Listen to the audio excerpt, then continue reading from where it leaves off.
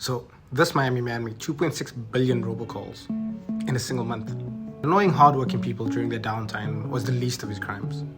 His offenses range from misrepresenting his company as a travel agent to disrupting emergency medical paging services. And despite all of this bad faith, he amassed a small fortune. But at what cost?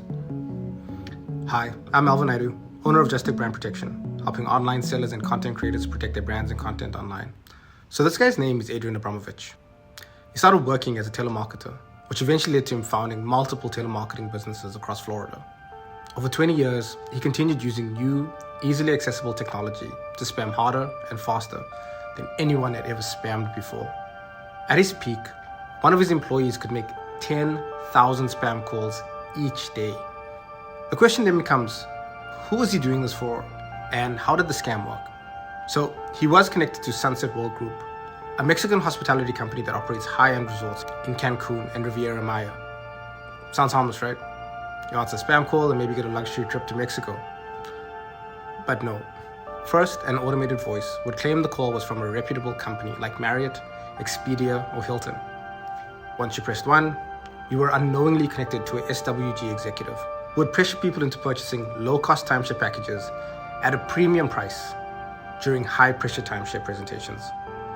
It's important to note that SWG has denied any involvement in this case. However, there are a number of poor or terrible reviews of SWG resorts, which include numerous mentions of fraud or scam, painting a troubling picture. But fraud and tarnishing US companies' reputations aside, what really put Abramovich in the FCC's crosshairs was the sheer scale of his calls. By making over 1 million cold calls a day, he disrupted critical communication infrastructure, which could have led to dangerous delays in emergency response, as reported by Spock. The FCC's Enforcement Bureau, in collaboration with TripAdvisor, which have been hit hardest by these scams, posed as customers and traced which companies were benefiting from the campaigns. Once the Mexican resorts realized the jig was up, they sold Adrian's company down the river.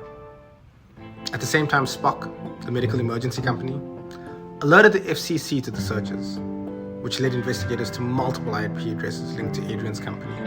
Eventually, Adrian was called before a Senate committee.